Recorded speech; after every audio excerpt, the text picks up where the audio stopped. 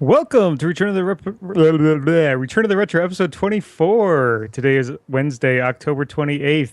And with me is Ervik. Ervik, how you doing, buddy? Oh, same old, same old. So I want to say hi to the live chat, of which there is no one watching as far as I can tell, but maybe I'm just a little laggy. I'm going to say hi in there. Hopefully someone responds. But today we're bringing you the topic of Abe's Oddysey, a classic game from the PS1 era.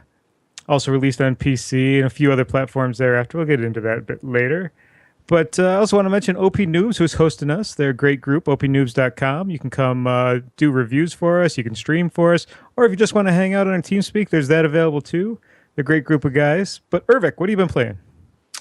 Mostly the new Assassin's Creed Syndicate. I actually just beat it today. Still dabbling in Gears of War Remastered, Magic Online as always, and a little bit of WoW, dabbling here and there, doing the what's the word, Hallows End event, Halloween thing. Just kind of doing that. That's about it. Not a lot of games this week, unfortunately. Did they finally give you a new mount for Hallow's End? No. So Same still one. just the same shitty... There's new pets and stuff, but no mount, unfortunately. That's sad. Everyone already has the Horseman's mount. It took me a number of years to get it, frustratingly enough. I think I got it on my second try. Yeah, you would. I would. Assassin's Creed Syndicate, as buggy as Unity? I did definitely run into some bugs. I didn't play Unity. I skipped it, but I played 4, and it's definitely less buggy than 4, but still buggy. They exist. Yeah, that figures. Can't have an Ubisoft game released without bugs. No, I've fallen through the world 3 or 4 times, but I beat the whole game, and it happened like 3 times. So Oh, that's not terrible. Not nearly as bad as Unity was then. No, Unity was just from reading the forums a hot, stinky mess, which is why I didn't buy it. I've been playing an Assassin's Creed as well. I'm still playing Assassin's Creed 4 because basically I just like riding around in my ship and blowing Oh my people out of the god, water. pirates! They should make an entire game that's just that. Like it should split off. There should be a whole series of just like, you want to be a pirate? It's like Grand Theft Pirate Ship. Yes, yes, I do. Actually, that would be tremendous. I would do that. That's all I want to do. There's no pirate ship in this one. No pirate ship. I'm also watching Black Flag. No, this is Black Flag. Black Sails, and part of Black Sails is you're in Nassau and it's the whole develop of the pirate colony, and a lot of the same characters end up in Black Flag, which is really kind of cool. So it's been interesting to see the dynamics at the same time frame with the same people and two different modern things. It's weird. Oh, is Kid there? Kid is there. Is Kid a lady? Actually, I'm not sure if Kid is there. I know Vane is there. I just met Vane in the game. I know he's in there. I actually got to see his dong. That was kind of terrible. But there's lots of boobies in the show, so good times. I've also been playing some Shadowrun Hong Kong. Hong Kong is it was a letdown when I first was playing it because I figured, hey, they got another $1 million for this game on their Kickstarter. Why isn't there any voiceovers? Why haven't you done voiceover instead of making me read walls of text? But the game's pretty good. I mean, it plays like Shadowrun plays. I beat New Super Mario Bros. U yesterday. Oh, nice. I didn't put it in here because I didn't play enough of it to warrant. But I started playing 3D U, and I forgot I just never beat it. I got like 3/4 of the way through and kind of dropped it. So it's on my list, and I will probably have it listed next week when our next show when I actually give it more than like 10 minutes of playtime. I've been playing a lot of hockey games because the season started this month, as it always does in October. And so I picked up NHL 94 on my main cabinet, and I've been playing that. I'm currently beating Boston in the second round of the playoffs, 2-1 with the Buffalo Sabres. And I know no one really cares about that, but that is the all-time best hockey game there is. But also I'm playing a much more arcadey hockey game, 2-on-2, open ice hockey. Might be open ice challenge, now that I think about it. But it's basically the NBA Jam of hockey. It's really good. Does it have sweet commentating? It Can't does. buy a bucket. It He's does. on fire. It does have he's heating up. It doesn't say he's on fire, but you get on fire, and it has the same effect. You have unlimited turbo. They got some cool shots and stuff that you can do, like spinoramas and other things instead of the weird dunks. It's It's cool. The only hockey game I ever played was Blades of Steel on the Nintendo. Blades of Steel. That game was something. It was the only game my dad ever played. Is that because it had We fighting? we played together, and it's just not sure what that was all about, but it's like the only game we ever played together. And as I mentioned, I've been playing a lot on my main cabinet, and one of the games I've been playing is Tapper, because someday I'm going to be a bartender, and that game's going to show me how. Hopefully, it's not as hard as that game. I actually get pretty far in that now. I get up to the third level, where they're in space. Pretty far. The third level. It sounds terrible, but there's like I know. the third different level, I should say. It's probably closer to level 9 or 10 or something like that, because they make you do each area a few times. Yeah. Then I've been playing a game called Ancestry or Ancestry. It's spelled weird, so it's like ancestry and story combined. It's a card game that's also a board game. So think Stratego with Magic, that kind of combination. Okay. There are a few control points on the board you got to get to, and you get a point every time a turn ends when you can for every point you control. And there's always an odd number of points on the board. And it's you versus the other guy, and you both have cards. And each turn you get another mana, like you do in Hearthstone, to spend. And it just keeps going on, and you get a deck of cards. And it would be an excellent strategy card game if for the fact it didn't have only 46 cards in the deck to choose from. And you make a deck of 30. So there's a pool of 46 and you make a deck of 30. So you're leaving out 16 cards. So it kind of limits opportunities. There's no real control cards as far as, there's a couple of you freeze this guy for a couple turns, he can't move type cards, but there's no blue deck. It's all basically just it's basically green monster deck for both sides. Oh, you can just play Magic, right? I know I could, but I was reviewing this for OP Noob, so I got it for free because I got the press copy, and I gave it a 71. It was a good game. You can go to OP Noobs online or opnoobs.com and read that if you want, but it's a good game. And if they would just put an update with a few hundred more cards in it, with a bunch of new ideas, it would add to a lot of replayability. I'm sure the first expansion will double the cards, or something similar. Doubling the cards isn't going to be enough. Yeah, every Magic set is about 260 cards, give or take. And then since I finished New Super Mario Bros. U on the Wii U, I switched over to Bayonetta. And I started it before, but I never really got real far in it. And I finished the prelude in the first 2 chapters today. That game is so good. So good. Have you played Bayonetta? No, I have some friends that love it, but I just never got into it. Action-y, like Devil May Cry stuff's not my wheelhouse. The combat's a lot like the combat in Darksiders, if you've played that. I played the first one. Yeah, so it's a lot like that as far as the combat goes. It's got a pretty good storyline. I'm a sucker for heaven and hell, Catholic dogma type mythology stuff, which is why I like Darksiders too. But it's got a lot of that. Her main weapon is her hair and guns and her fists. In the first one, that's what I remember. The whole gimmick was the beggar, the spell, the more hair she used, which means the nakeder she got because it was also her clothes. How does the second game work? Because that's a Nintendo exclusive, and I know that is not how they roll on Nintendo. I think it's the same way because they ported the first over and gave you a free copy of it with the second. So I think it's going to be the same way. I haven't played it yet, so I want to get through the first one before I start the second one. So what have you been doing for real life? I actually just started studying for the LSAT, the law entry school. I've got money to burn for my GI Bill, and I don't want an MBA. So even if I don't ever use it, I'm like, there's a night school for law here in town, the FAMU. So I figured, what else am I going to do with the money? It's free. My brother's a lawyer. I could at least say I'm as good as him. Why lawyer? Why not something that relates to your field, like maybe programming?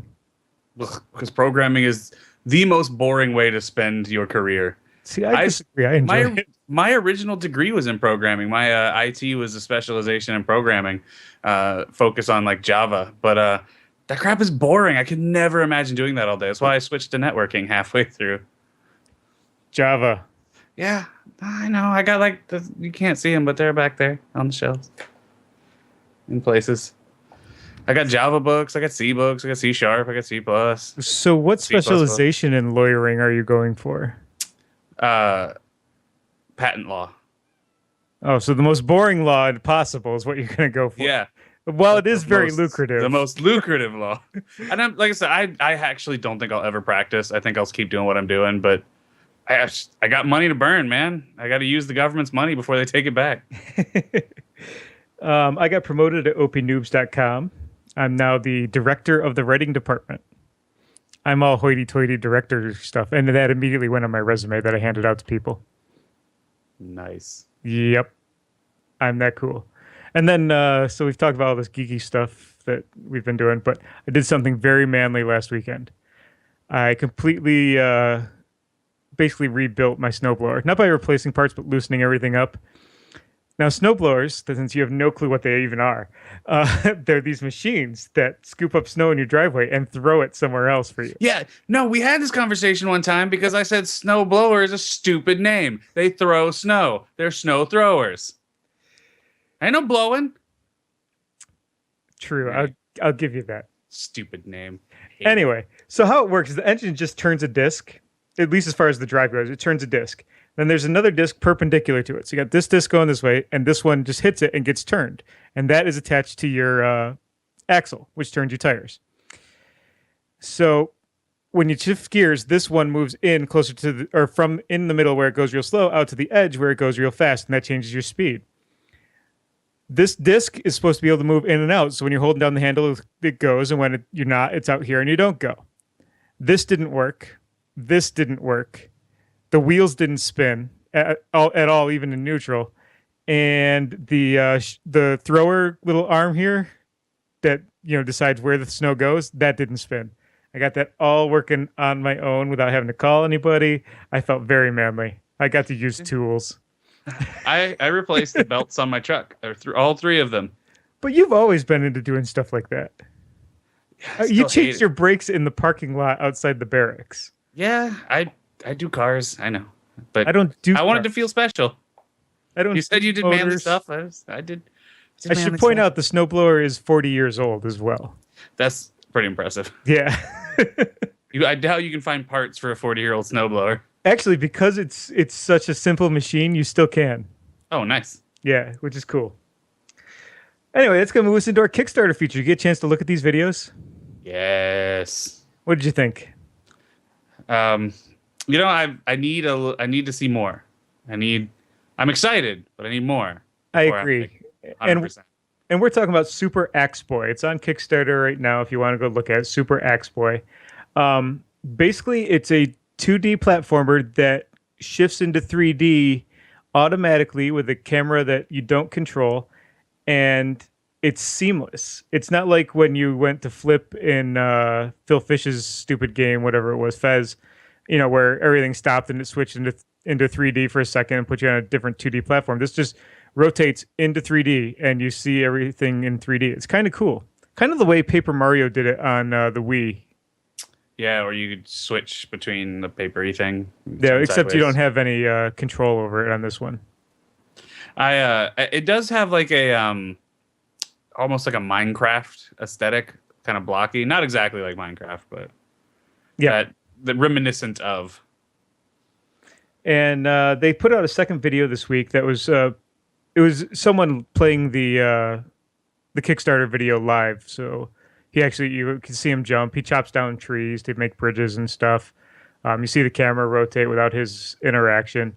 And basically, they have the engine all set and everything. It looks like it's going to be a pretty cool game. You're right, though. I need to see more before I'll throw money at it. It's not one of these things where I pulled out my wallet and I'm trying to throw money at the screen. Yeah, I mean, it could be. I got to say, after there's been a couple Kickstarter debacles, and I haven't been involved in any of them, luckily, because I've always been kind of tightwad when it comes to that. I've backed a few things, but I've gotten even more selective. Star Citizen has really made people wary. Yeah, there's that. That is a terrible train wreck right now. I got one more game or no, two more games coming from Kickstarters I did. One of them is taking a lot longer than the developer said. That was Hand of the Panda for the 3DS, which is all those mini games that are in like Street Fighter 2 and Mortal Kombat. Yeah. This was a game of those. Okay. So I thought that was a pretty cool concept. So I threw them, I think, $10 for a copy of it, and they're taking a lot. They didn't expect it to take this long, and I don't know if I'll ever see the game, but maybe, maybe. And then the other one I'm waiting on is Tides of Numenera. The what is that game? That's still Torment. Torment. is that Tides of still not Numenera. out? You went to that party like a year ago. It's been longer than that. It's been almost a year and a half. Yeah, a year and a half now because it was spring of 2013. No, 2014. Spring of 2014. No, because I Gotta got hurt be. in 2014. Spring of 2013. Gotta be getting close, right? It's got to be, but they keep putting out other stuff for their Wasteland game, and I it's a, backed, for the record, backed Wasteland, and I already got that and yeah, played it. I'm sure you did. Beat it. I'm better. It turns out I'm better at choosing games than you. I win. Oh, that's okay. I picked Shovel Knight. I got that. That was a good Oh, yeah. pickup. I I picked didn't up back Road it, but I did Redemption. play it. How was Anyway, that? Road Redemption. Yeah. Oh, it's excellent. It's going to be out soon. They're almost done with it. I play it a lot, actually. It's the spiritual successor to Road Rash, and it's a ton of fun because you get to ride a motorcycle and smash people with axes. Road Rage. So you want to go into our first retro news story? Yeah, this is I actually forgot I sent this to you forever ago now. Somebody took so I'm not really sure why, but somebody took essentially all the functional bits of a Nintendo NES system and put them all inside of a Mario Brothers cartridge. So the cartridge has like the on-off button, the reset button. It's got a place to plug in another cartridge into your Mario cartridge and two controller ports. It doesn't. It's not functional. It just looks functional. So I'm a little confused as to why you would make a non-functional NES. It's a piece of art. It's just art. I couldn't find out if anyone had any intention of making it functional or if it was literally just like, look at this neat art thing I made out of a Nintendo. That's kind of sad. I didn't actually get a chance to read deep in the article. I kind of just looked at the pictures, and I thought, oh, that's cool. They finally made a working one of those. But that's sad that it's not working.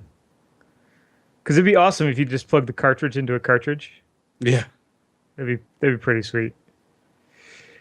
Anyway, our next story is a game that's being released on Steam. It's an early access. It's scheduled to. It was released in early access on July 28th. I'm not sure when it's going to be full, but it's only $2. And it's called Gonichu. And now, why we're featuring this game isn't because of the game itself, but it's a VR game where you put the VR glasses on and you walk up to a virtual cabinet and play it in the VR, which I think is a pretty cool concept. And it's not the first time well, as far as I know, this is the first single game that's done like this. There are environments where you can set up a whole arcade of your entire selection from Steam, but I think it's the first time you ever walk up to a game and play it like you're in an arcade. That's pretty cool. Yeah, it's not what I expect when I hear a new VR game, Yeah. but All right. neat. Yeah. You want to talk about the next one? Yeah, next on our list is the the Retro Freak game console. So I gotta find my link is broken here. There we go.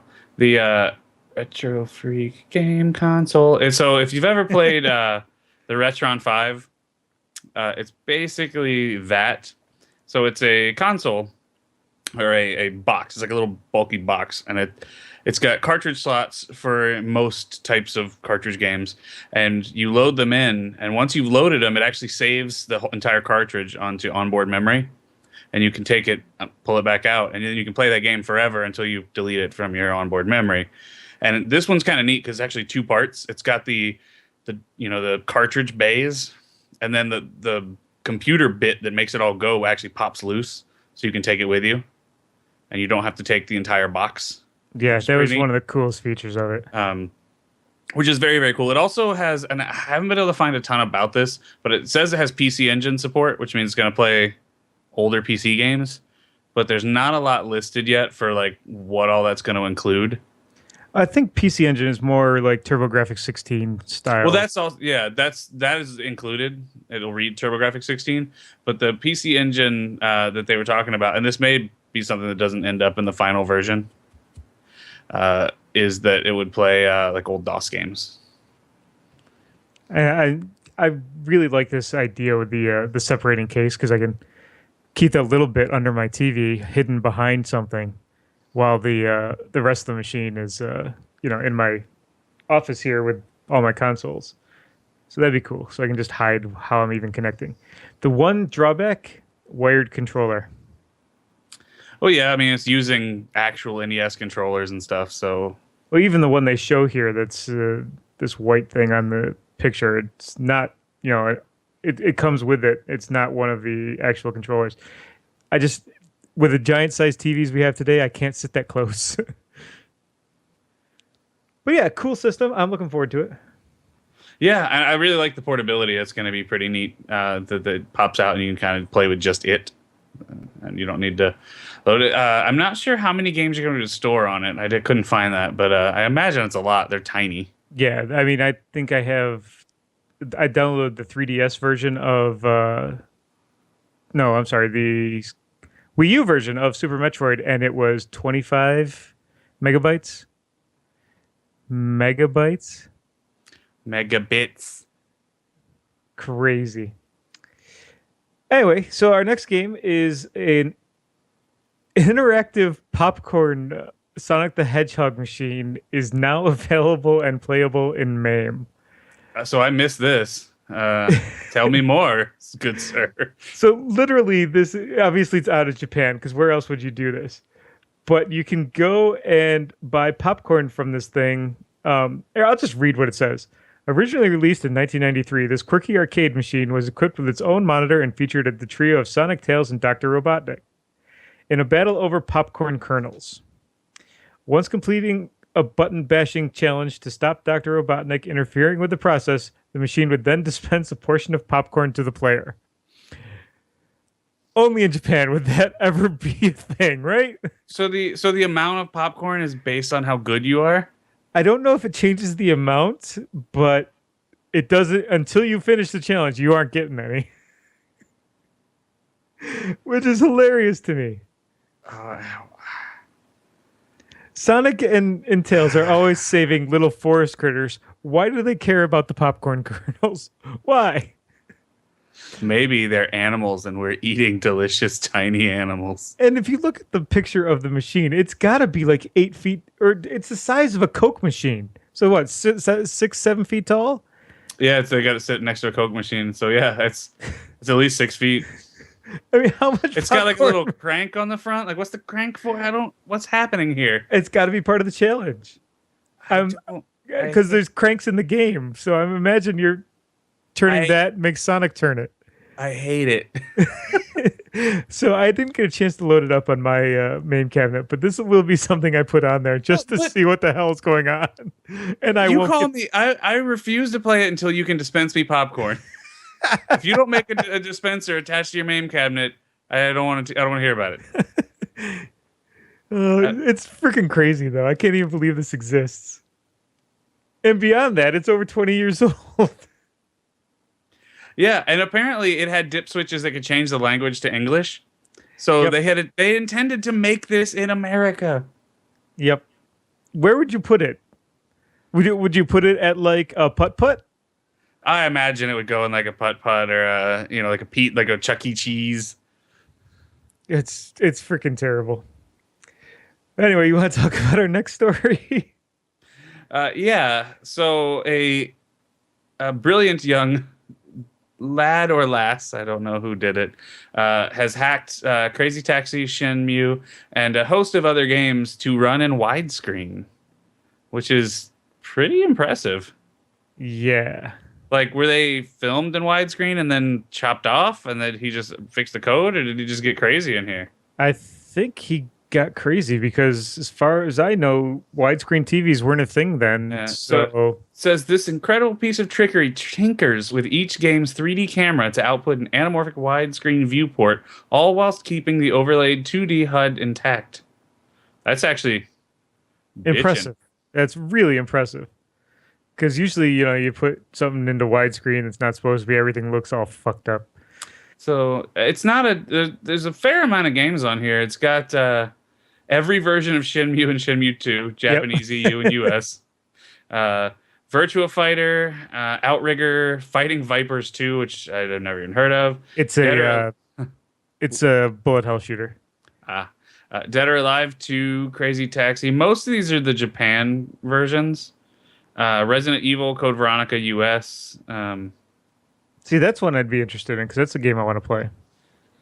I liked Code Veronica actually, and I assume they're still working on some more. Yeah, he says there's more that we posted in the future, so still working on it. That's actually pretty bitchin'. Yeah. Maybe I'll do this with my Dreamcast, but probably not because I kind of like it in the original form. Maybe I'll get a second one to screw around with because there's a whole bunch of different crap you can do with the Dreamcast now.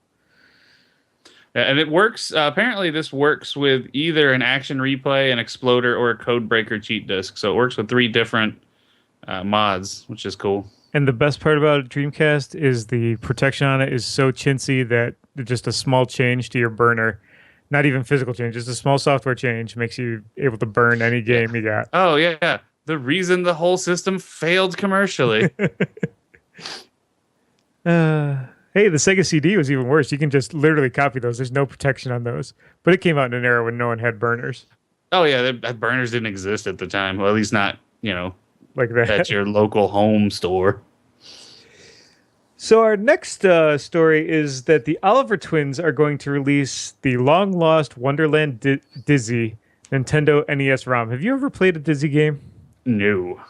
Neither have I. But Dizzy is apparently an egg. And he's got actually a whole bunch of games. And I don't know why. I know the story on how he became an egg. Originally, it was just supposed to be like a circle that was in a game that had a face on it. And because graphics were so bad, they didn't know what to do with it. People said, it kind of looks like an egg. So he became Dizzy the Egg. And it's launched this whole big thing. But the cool part about this story is that this game has been missing for 22 years. And these guys, the Oliver twins, they're known in the retro gaming circles as far as, saving titles and bringing stuff back and stuff like that. They're actually going to do a restore of it and get it out there as a ROM you can load up on your, well, in my case, the main cabinet. But if you got just like just a computer, you can play it in any NES emulator. So, new game! Yay! Apparently, it takes place in the Alice in Wonderland world. You get to meet the Cheshire Cat and the Mad Hatter. Hence, Wonderland Dizzy. Why does he look like Indiana Jones? Why does he have a fedora? Because fedoras are cool. But he's an egg. Yeah. In the box art, it says he's an excellent adventurer. Yes, they do. From what I understand, they do that type of thing a lot. I'm surprised it doesn't say Explore Wonderland with Dizzy. Yeah. Gross. So you want to talk about our last one? Yeah, so in the theme of failed Kickstarters, continuing this trend, the retro VGS console was canceled, and VGS stands for Video Game System, was canceled after it failed to garner monies on Indiegogo.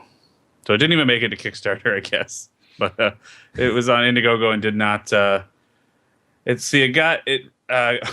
only got 3% of its $2 million target. Had less than 200 interested backers. It actually, the video for the original video for the Kickstarter spawned a whole bunch of shitty videos on like Reddit and stuff. Because Mike Kennedy, who's actually a podcaster that I've been listening to for years, he's a good guy, good heart. He actually does Retro Magazine. This was related to the same group. They went out, they bought the Atari Jaguar shells. So they could manufacture the system. It looked just like the Jaguar, only with their color combinations. But the video basically had no representation of a working prototype. They showed a whole bunch of like circuit board parts that they were going to think about throwing in there, and none of it really went together. People were able to identify where those boards came from, and were like, you can't do that. It's, Yeah, oh, it, apparently, the console is going to cost as much as a PS4. yeah, it was three. It was 300, 350. I think it was 350 350, yeah. to get one. And I was looking at it because I would be very interested in something like that because you get a whole bunch of new games that they had lined up and everything. And they'd be on cartridge, so you'd never have to worry about updates or anything like that. But You yeah, you really have to have a working prototype before you go for crowdfunding. right. Like if you don't have the money to get to the prototype, like that's Then you're not you going to get $2 million. yeah, that's what I'm saying. You have to show backers that you can go the distance. If you just show up with an idea and a bunch of money, like and want a bunch of money, like what? I have no faith that you can deliver on the promises. I need to see it. You know, it was part of the problem with the stupid Android box. It did eventually get made, but they were like, "It's gonna be great. You're gonna hook it up to everything. It's gonna play all the games." And then it ended up costing like double what they had initially thought because they didn't actually work it out ahead of time. And then no one wanted to develop for it because no one bought it because it was double the price. So it had the really limited market. Same basic premise here. You just can't. You got to have it working, man. That's step one. Step one, the thing's got to work. It's like if you were to back the Numenera and they're like, we got this idea for a game, but we're going to build an engine to make it work, right? We're not going to use an existing engine. So give us a bunch of money so we can develop an engine and then develop the game on the engine. That's what they did with Wasteland was develop the engine. They're using the same engine, Yeah. but at least they already had Monty Cook signed up for Numenera. This is Sure. this is like we have these no name guys. Actually, there were a couple big retro game names involved with it, but we have these never heard of games that we're going to put out, and that'll make you want to buy it, right? They might come out when it's ready. They might, Maybe they might. maybe. It was a real letdown for me, and even the podcast he used to, that he's on and used to be a full host on. Now he just does it part time. We're like, hey, Mike, you can't put this video out. You can't do it. It's gonna fail. You need to do something else. He went ahead and did it anyway. And they said we told him, and it looks like crap. And we were gonna support it, but we can't tell you to go buy it because it's crap. That's pretty bad when the guys you've been working with for 5 years on a podcast tell you your stuff is crap, and then they tell the public we told them it was gonna be crap, and it is crap. It was a whole big mess. So anyway, a little bit more about OP Noobs. We have more reviews coming out than we know what to do with. Yesterday, we released 4 new reviews, including my Ancestry. I think that's how I'm going to call it, Ancestry. There was Pixel Junk Shooter Ultimate. We did the Gabe Newell simulator, which got our lowest score ever. I'm not going to give away what that was, but it's in there. We did Outpost 13. And then today we had a whole bunch more get released. I think what was the game? Worm Unlimited was in there, which was a game I was kind of interested in checking out. Didn't get a chance to. I read the reviews because I'm head of the director, but I didn't get to see the posts yet. But they're up on opnoobs.com if you want to go check them out. And OP Noobs is actually sponsoring the show with a giveaway tonight. And we're going to give it away to the guy who had the best question. And so far, that question is, why don't you put a banner for Goldmine? That was the whole question. Why don't you put a banner for Goldmine? You miss out a lot of income, lol. We're going to give it to Hockey. No, I'm kidding. We're not really giving it to Hockey Wild 90 who came in here and trolled us with an ad. So we have 2 questions to choose from. And that is, who's playing Abe's Odyssey? And that's by Assault Florist. He wanted to know who was in the video. And the answer is Sam something or other. It's the currently the world record for getting through the game. That's what's being played. And then there's one from Elucard. What's your guys' opinion on the Mech Warrior crew making BattleTech? It looks promising, and they're over the 2 million mark on Kickstarter. What do you think of that, Ervik? I'm really excited, actually. Mech Warrior / BattleTech is some of my favorite games. I actually play Mech Warrior Online pretty religiously. We haven't seen an actual BattleTech game in a while, so I'm curious how all the licensing, because there's a lot of weird licensing with BattleTech. I'm really curious how it will all kind of pan out, but I'm excited. You were playing the MechWarrior Online, weren't you? Yeah, I And you still really do. enjoy. Oh, you still do? Not as much as I used to, but yeah, I still do. I love. There's just something about big stompy mechs shooting the just bejeebus out of each other that really gets my dick hard. So who do you want to give the game to? Oh, BattleTech, BattleTech. All right, Alucard, you get a free copy of Civilization 4 on Steam. You can talk to OP Noobs online there in the chat, and he'll take care of you. And Alucard is actually involved with OP Noobs. He's one of our streamers, and if I'm correct, he's head of streaming. But yeah, so cool. He gets a new game. He can put it up on the stream, and we can see people play Civ 4 much better than I can because I barely win on Chieftain. Oh man, I am so bad at Civilization, but I love it. I love it so much. At least we're not as good and dorky as ET2, whatever his name was, who had two computers in 2001 in his barracks room where he played against himself in Civilization 2. You know that they didn't do very well, so they never made it again. But for one of the MechWarrior games on PC way back in the day, it came with this ridiculous setup of like two paddles for each hand and like these throttles and stuff, and you could play like it was an actual like cockpit of a mech. Were you talking about Steel Battalion? Because I own Steel Battalion for the Xbox, and it has two giant joysticks. No, yes, there was that. This was for the PC though. Oh, okay. Because I have that. It's upstairs in my attic. I have a cabinet out on my porch that I'm going to modify to put next to this one. That's going to be my my cabinet for Steel Battalion. It's going to be awesome. It's going to be awesome. Anyway, let's talk about our featured game finally. Our featured game is Oddworld Abe's Oddysey. Did you feel it was an Odyssey, Irvik? No, it should be called Oddworld Abe's Schlog. It was developed by Oddworld Inhabitants. They were also the publisher. It was published. Well, they're the publisher now. Originally, it was published by GT Interactive, and you'll see their logo in the game. I'm getting mentioned in the chat. We directors ran dark, but can't put up his goodies. Oh, Alucard can't have it because he's a director. Oh, see, I don't know nothing about nothing. I guess we're gonna have to give it to Assault Flores because he asked the other question. That's cool. Anyway, Oddworld, Abe's Oddysey. It was designed by Lauren Lanning and Paul O'Connor and Jeffrey Nicholas Brown. He has 3 names, so he's probably a serial killer. Or an assassin. Or a presidential assassin, that's true. That's how you know. It was originally released in North America on September 19th, 1997. It originally came out on the PlayStation and Game Boy, which I'm not sure how the Game Boy port could have been to this game. It had to be terrible. There's no way that was the same game, right? It had to be something different. Right, because the PlayStation and the Game Boy are literally a decade apart from release, or close to it. There's no way the Game Boy is the same thing. Like it must be. You remember when they come out with Call of Duty for the 3DS? You're like, what?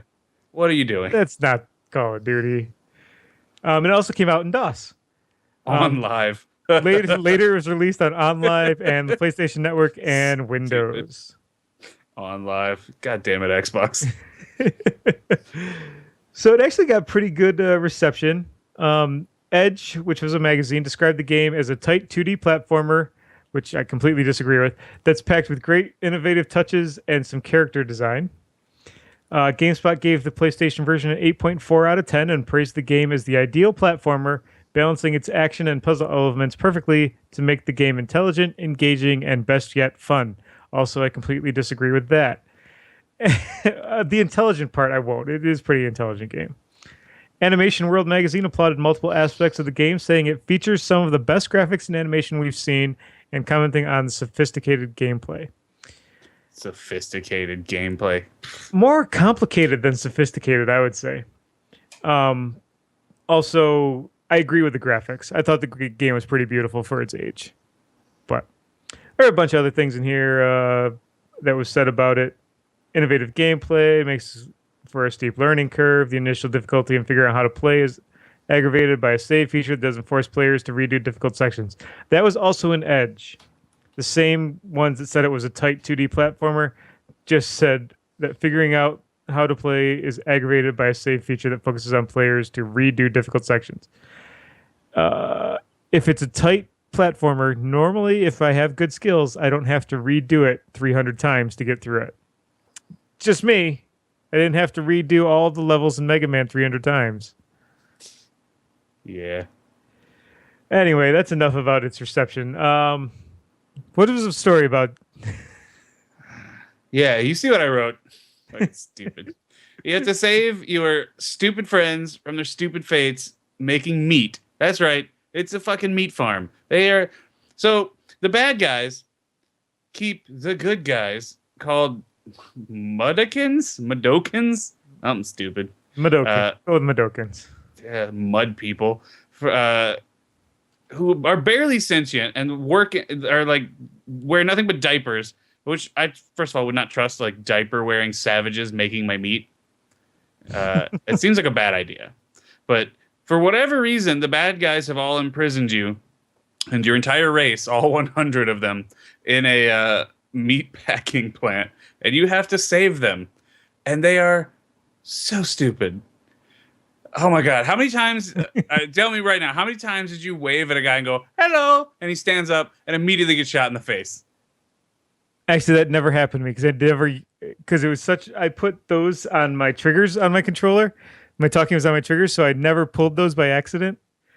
So I only ever talked to him when I had everything cleared out, which made my save percentage pretty crappy. Yeah. But they are dumb. They are worse than lemmings.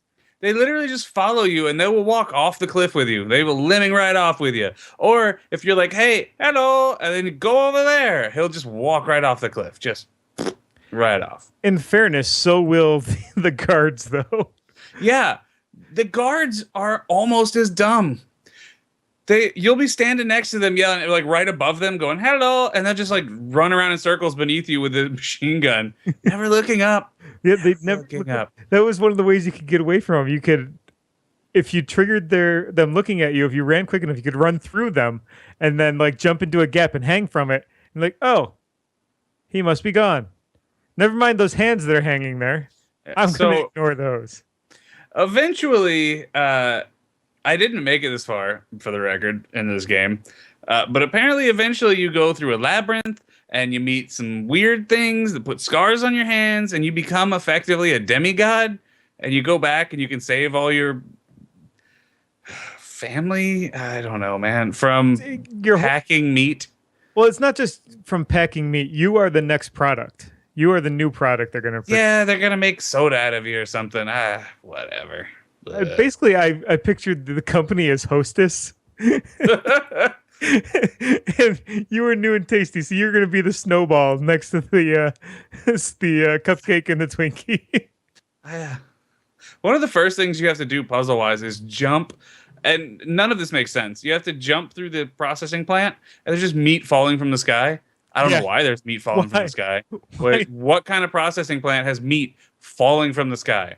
No way the FDA approved that. So Abe has quite a few things he can do. He can jump, he can run, he can sneak, he can throw, he can roll, he can chant, he can use objects, and he can talk.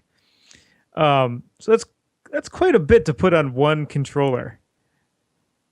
It kind of works.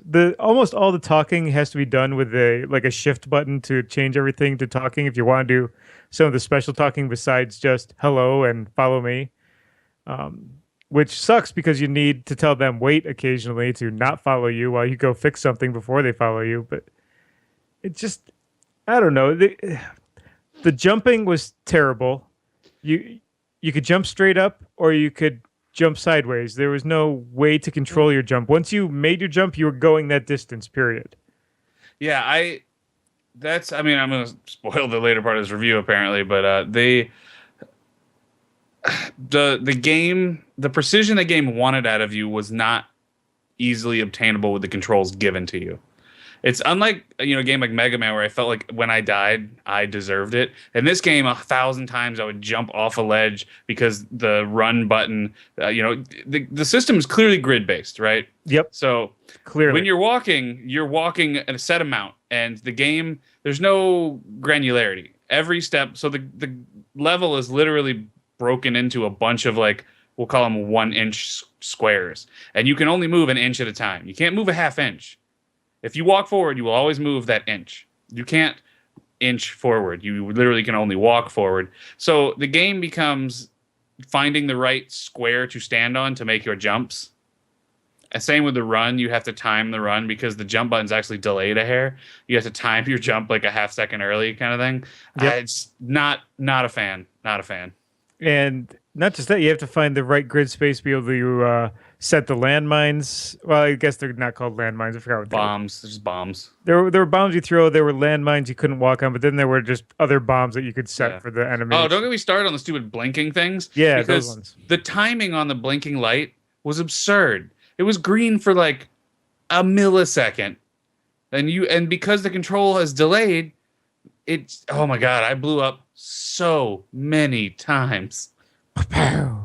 And then you have the music, and then you turn into birds, and then the birds put you back at the Yeah, beginning. why do you turn into birds? Why do the birds open circle portals? No one ever explained the portals to me, the bird portals. I don't get it either. I did find out that there were a lot of secrets in the game that if you just chant at random, you can find portals. They're hidden in the dark. That's how I found one. There were on the very first screen. I was reading a walkthrough. On the very first screen, there's a secret to go save people. The whole game is about finding these secrets that are hidden throughout it in order to get to the 100%. So if you're watching the gameplay right now, this guy is actually 100%ing the game in record time, and this guy is some sort of genius because there's no way I could even Well, I think tolerate learning how to do that. well, that's my problem with the game is those secret portals. There's nothing indicating they're there. You have to spend all of your time doing random fucking buttons at random fucking places to see if a portal opens, and that's just like not fun. Yeah, there were a couple. The one secret I found on my own without the walkthrough, I just happened to walk near it and saw all the birds go away. I was like, huh, that's weird. So when I died, because of course I did, I went and it's protected by one of the machines that zap you when you chant, but I chanted anyway. And the portal opened up. I'm like, oh, great, I have a portal, but I have no one to bring to the portal. It doesn't tell you that you can jump into the portal yourself. Why? So does it tell you why you're a wizard and no one else can chant portals open? No, as far as I can tell, I did not get that in the storyline. I mean, not that there was a ton of story. The exposition opens up with meet bad, escape. You're gonna be meat bad, escape. It's like meh. I say. And that was kind of like the noises the enemy makes. Whoa! Hello. Wait. Follow me. Those are the music and sound effects. Good transition, Ervik. Yeah. So I didn't make it very far in the game. The music was harmless, I guess. It didn't add anything to the experience for me. It wasn't like a Mario. I didn't. When I was finished, I wasn't like do do do do do do do. I barely remember what was happening. The only music I remember is the death sound. Yeah, fuck. And that's because you die so much. It's so hurtful to your soul. So yeah, no, I know, I died. Shut up. I died again. Thank you. Why do I have to wait for you to reload? Just kill me. Kill me again. It's the same with the four sound effects. The wait, hello, because that's the only thing you can do, and you have to do it so often, especially because you're trying to figure out like when you talk to a dude. Some of them you have to give special sequences of commands to that you have to fucking guess at to get it to work. Like it tells you that when you first meet them. It's like sometimes they'll do weird shit if you like talk to them funny. So everyone you meet, you're like, hello, goodbye, wait, stop, to see what happens. And man, I just wanted to mute the sound by the end of like the first level. I was like, fuck this. But at least it did have voices in a PS1 game. I guess that's kind of cool. Yeah, I suppose. So graphically, this game looks like most games from the era. I'd say it's a bit better. It's not terrible as far as being real pixelated and stuff, unless you expand it. Like I was playing on a 32-inch widescreen TV, expanded, whatever their resolution is, and that was kind of pixelated. But I imagine on a CRT it would look nice. Yeah, I played it on my like 24-inch, monitor on my computer, and I was playing the Steam version. It looked fine. Well, it's not great, but it held. I imagine compared to other PS1 games, like it's way less like most PS1 games, and this one because a lot of it was because it was 2D, so it's easier. The Hmm. 3D, most PS1 games are that 3D blocky nonsense, like Final Fantasy VII, and you play it now, and you're like, is that 2 pixels fucking, or is that what? I don't. Is that a desk? What is happening? Like, no, PS1 games look like garbage, except for this one. This one looks great, actually. The controls in this game, as we mentioned, they're kind of crap. And I don't mean just that it's grid based. The actual controller setup, I had to go download Joy-to-Key, find all the keyboard commands I wanted on my controller and assign them because it's just they didn't take the time to set up a nice control scheme for the controller for the PC version. I just used the default for the record. On the keyboard? No, I used the controller, but it just worked when I plugged it in. Like I used my Xbox One controller actually. That's what I was using. It And I didn't like it. Mine worked great. The only problem I had was nothing. I couldn't find any way to see what the keys on the keyboard did or on the gamepad. Like the menu didn't say like, oh, and you can't remap them. So that's probably Right. where you got the Joy to Key. So I just had to figure them out. But when you're going through the game, it knows you've got a controller installed. Like it tells you, oh, a controller. But it still shows you the keyboard prompts for when it's teaching you the game. Right, which has made Which it is- next to impossible to learn. Fucking useless, right? So what was your, not that you haven't told us, what was your overall playing experience? I hated it. I hated it so much. And I tried not to. I've got friends that love this game. My friend Travis, like this is one of his favorite. He talks about it all the time. I don't get it.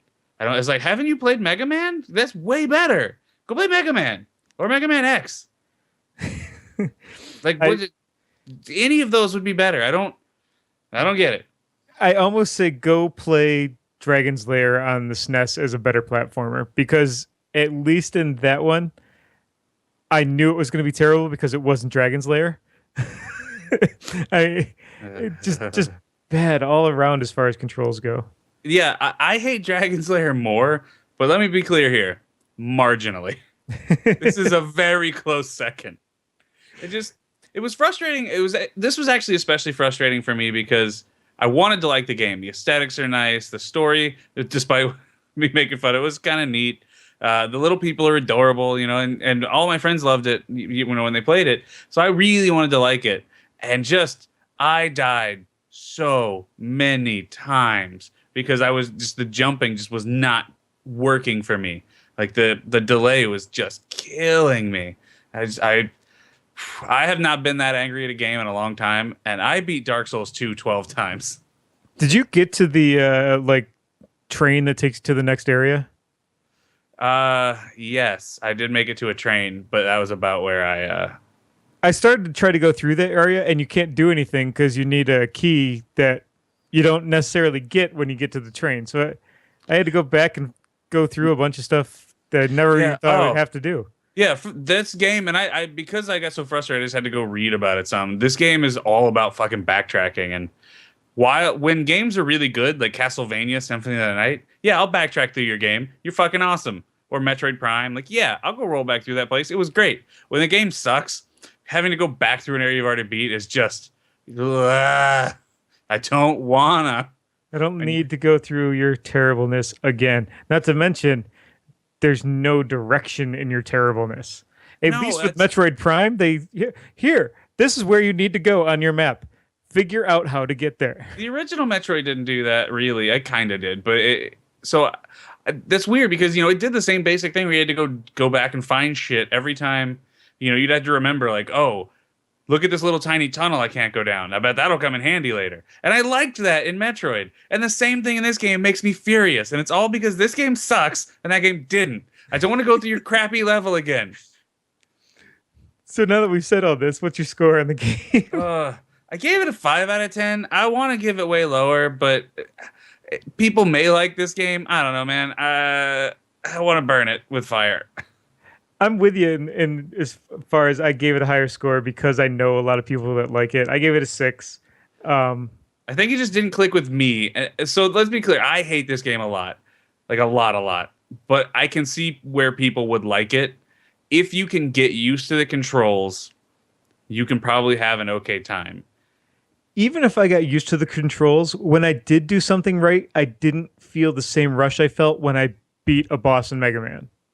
Right? Like that's the whole reason I played Dark Souls is when you finally beat it after like the 30th attempt, you're like, fuck yeah, I am the best. I am the best. No one is better than me at anything. I am the king of the world. When I beat something in this game, it was like, oh man, I made it through a single screen without dying. Fucking this game sucks. Because instead of being excited that I beat it, I was like, God, I managed to survive it. You know, like I didn't feel accomplished. I think the same thing you're saying is like instead of feeling accomplished and excited, I was like, God damn it, I have to do this again. Now I have to learn a new area. So you don't need to emulate this game on your PC. It's available on Steam and GOG. There's also a modern version that's been released. I think it was in the last year. Yeah, it was Oddworld New and Tasty. Right? Yeah. Yep. Did you get a chance to look at anything on New and Tasty? I did not. I actually, and I regret it now, I bought the 4-pack of all 4 of these games because it was like $12. They were right. like $2 I have the first 2. So I was like, fuck it. I'm going to buy it. We may review one later. We're not gonna. I'm never playing this game again. It's off the list. I will never play 2, 3, 4, or no. I'm done here. All right, so let's get off this sad topic and figure out what we're going to do for the next show. Oh, did we figure that out? You had an idea, and I don't mind going with it. Yeah. Woo. So we'll do that. What were we going to do? Fallout. Yes, sir. The original, right? Yes. So before we do this, and I say absolutely okay, I never completed Fallout 3 because I got tired of looking at gray and brown and crap. Am I going to be that depressed when I look at this game? Yes. But it's way better. All right, so the game is completely different for the record, made by a different company. I know it's different developer. It's top down isometric view like some of the old So wait, so VATS will make sense? Yes. Because that's one thing I never understood why it was in this game. Yeah, you're set up for a first-person shooter. Let me first-person shoot. It's literally emulating the top-down turn-based game that it was. You could literally aim. You take your turn, and you could just shoot them, or you could aim at a body part, and it was at a lower chance to hit. And I'm gonna be honest here. The reason I fell in love with this game when I was like 10 is because one of the portions of the body you can shoot was the nuts. Oh, yep, we're going to play this game. Shooting people. I went through an entire game shooting every person I met in the goddamn nuts. All right, so you heard it here, folks. We're having the Nut Shooter Fallout next episode, which we aren't sure when that's going to be. I would like to say it's going to be in a month's time, but I think that's Thanksgiving week, and that's probably not going to work. So, original Fallout. So go get a copy. It's $10 on Steam and GOG. We'll buy ourselves a copy. I'll take care of myself. Don't worry about me. And we'll go ahead and get that. And if you want to play with us. You can tell us what you think. Send us an email at hosts@returntotheretro.com. I don't have that written down. I had to remember that one. You can also find me us on a Nook. Just look for Return to the Retro. I don't really pay attention to it though, so maybe your best bet is to go to Twitter, where we're at Return Retro. You'll see our little logo there. It says Return to the Retro. You'll find us. You'll send us a tweet. You send us a short message with devastating consequences, as they say on Flip the Table, which is a great podcast as well. And yeah, so you should find us in all these places. Also, you can find us on opnoobs.com, maybe, if Fred makes a section for podcasts again. But if not, we'll be at least on their iTunes and their YouTube area. Yeah, don't be throwing Fred under the bus. What did he do to you? I like to pick on Fred. He's my buddy. Just right under the bus. He's actually developing a new version of the site. So hopefully it gets included. And if it doesn't, no big deal. It doesn't hurt. No skin off my back. We've still got 30 people downloading each episode. So good for us. 30 people. You 30 people are the best, by the way. So that's about does it for this show, folks. Remember, you can find us at Return Retro on Twitter. That's the easiest place to find us. And this was episode 24 of Oddworld Abe's Oddysey. Ervik, say goodbye. Goodbye. Me. Mm.